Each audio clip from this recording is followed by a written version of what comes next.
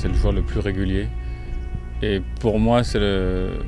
Bon, bien sûr, il touche plus de fairway, plus de green que, je dirais, que la normale. Mais bon, quand on est numéro 1 mondial, évidemment, les statistiques sont les meilleures.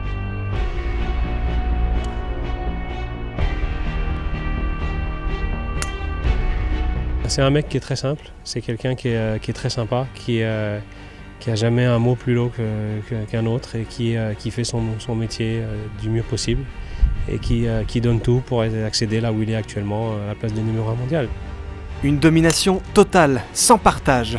Jamais un golfeur n'avait réalisé ce que Luke Donald a accompli au long de cette saison. Numéro 1 en Europe, numéro 1 aux États-Unis et numéro 1 mondial, l'Anglais a tout écrasé sur son passage grâce à une recette d'une désarmante simplicité.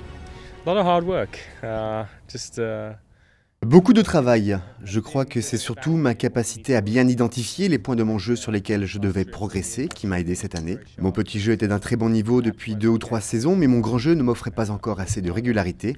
J'ai donc accentué le travail sur mon swing pour le rendre efficace et précis. Les nombreuses opportunités de birdie que je me suis créées ont fait pour beaucoup dans tous mes succès.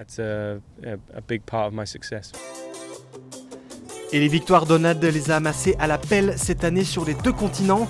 3 succès sur le Tour européen, dont le championnat du monde de match-play et le BMW PGA Championship, mais aussi et surtout 10 top 10, aucun cut manqué et pas moins de 6 podiums en seulement 13 tournois. Une régularité de métronome qui s'est aussi déclinée de l'autre côté de l'Atlantique.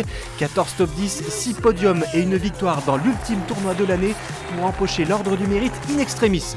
Jamais personne n'avait réussi l'exploit colossal de performer autant sur les 2 plus importants circuits au monde. Jouer aussi bien sur les 2 circuits a été particulièrement dur. C'est éreintant physiquement et mentalement de partager son temps entre ces 2 continents. J'ai juste eu la chance de performer sur les bons événements au long de l'année et d'être surtout extrêmement régulier. De toute façon, pour gagner l'ordre du mérite en Europe et aux États-Unis, il faut être particulièrement régulier. Seul ombre au tableau d'une année historique, les performances de l'Anglais en majeur. Son compteur de victoires en Grand Chelem reste vierge et le cut manqué au British Open sonne faux dans la symphonie golfique de Donald. Y a-t-il pour autant un syndrome majeur pour le numéro 1 mondial ? Non, il faut voir que Luke arrive à être régulier maintenant depuis 3-4 ans sur les tournois majeurs et surtout sur les 2 dernières années. Et il commence à arriver au top. Et ce que je vois actuellement, c'est qu'il commence à dominer les gros tournois, il commence à s'imposer quand il faut s'imposer. Et je crois que là, dans les prochains majeurs, il a passé ce cap d'être derrière un Tiger Woods ou un Phil Mickelson. Maintenant, c'est lui qui est en tête et je crois que là, il va être dur à battre. Blocage inexistant donc pour un joueur à qui tout semble réussir depuis son succès à l'Open de Madrid fin 2010.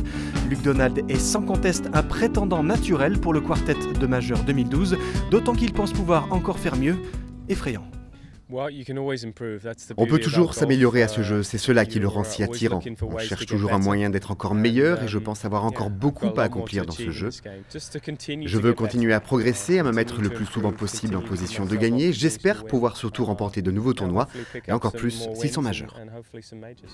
Discret hors du parcours mais étincelant sur les fairways, il n'est pas le plus long ni le plus spectaculaire, mais Luke Donald n'en reste pas moins LE joueur de cette année 2011.